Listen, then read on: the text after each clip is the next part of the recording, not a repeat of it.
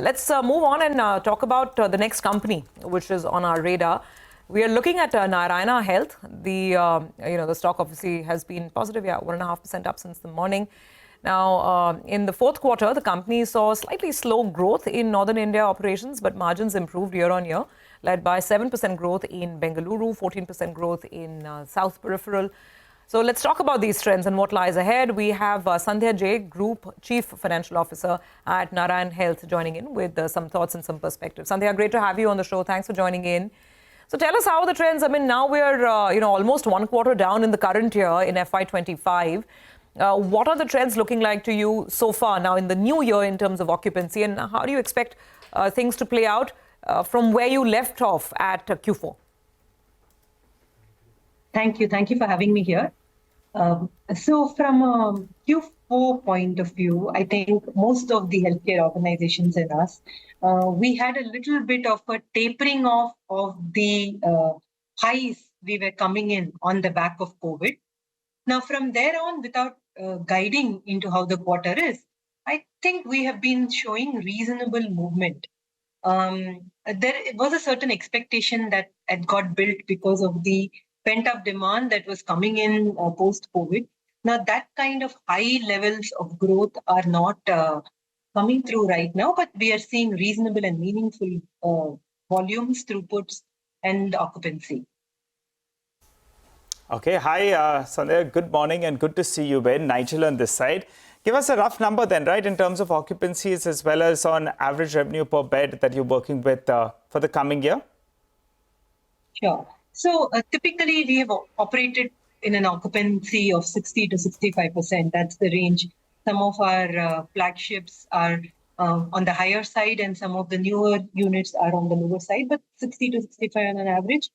We are seeing those levels of occupancy. We continue to see those levels of occupancy. If you look at our average revenue per bed for Q4 of last year, it was kind of our highest ever.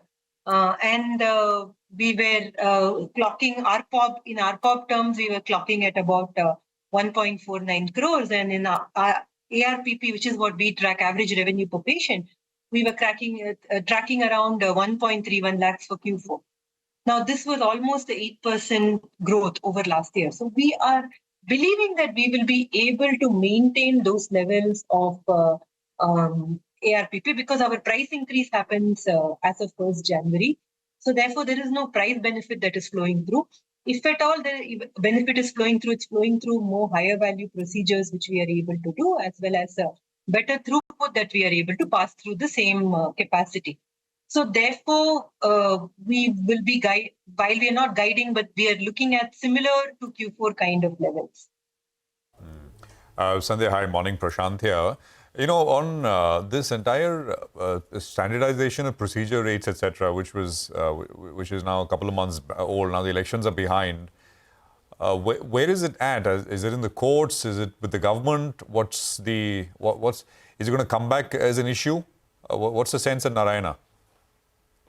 So the current understanding is that it is still in the courts, and the way we believe it will proceed is that the courts may direct the governments to look at this matter and come up with needful guidelines. Now, we need to understand that healthcare is a very expensive service. Now, we look at it as, I'm coming into a hospital and I'm paying so much, but there is a huge fixed cost that goes into building capacity. A lot of machinery is imported and comes at very high costs. If you have to provide that quality of service, you have to have very high cost investments.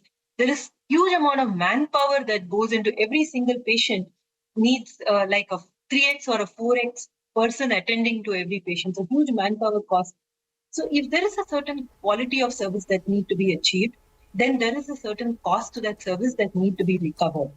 Now, it cannot be recovered at a flat rate or a one rate for every hospital or one rate for every procedure because people are investing differently. So the ideal is that the market forces are allowed to play and the demand and supply can match. I think there may be a solution that will come somewhere in between, where there may be some reasonable guidelines that may come from the government on how prices can be fixed. And at the same time, I'm hoping that the government will understand that it is a high quality, high cost service, and therefore for the industry to be able to grow and be able to be Yeah, accessible. I completely get that, and we've spoken about this with you and Viren as well in the past in terms of where the hospitals are at on this issue. But you're saying something will happen. It'll not be. There will be some change, and you're saying that hopefully it'll kind of meet the demands of the hospitals and what the courts etc. see is reasonable as well. But something will change. That's the you kind of you think that is the way forward.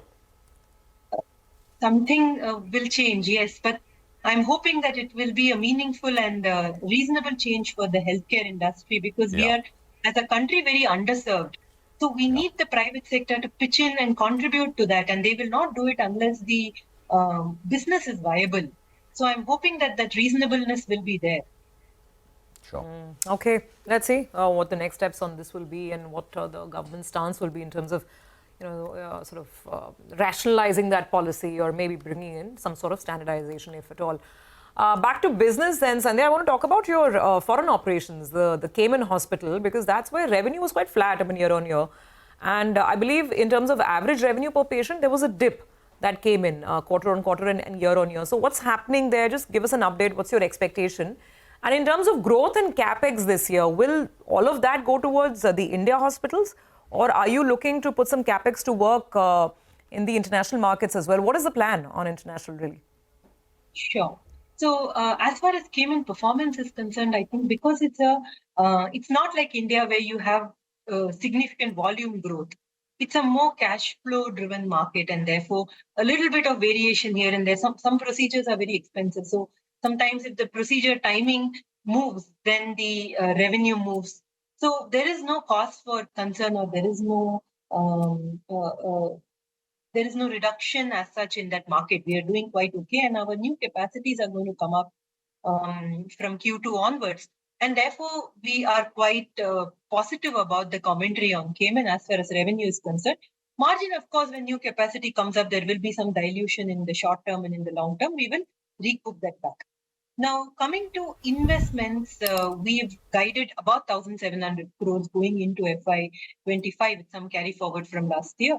Now, in that, we will be, there is some investment that goes into Cayman, because there is still a little bit of flow over of the current capex, but that's a small number.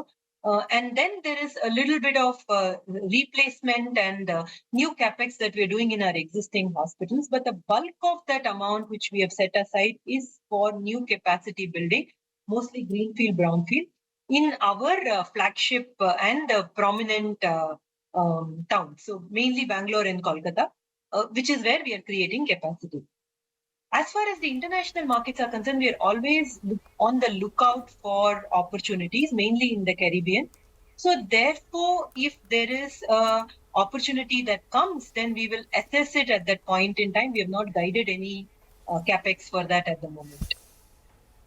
Okay, so basically that would be an inorganic opportunity that you're referring to. You could look at inorganic, snapping up some strategic assets. If at all, yeah. But nothing on the radar right now.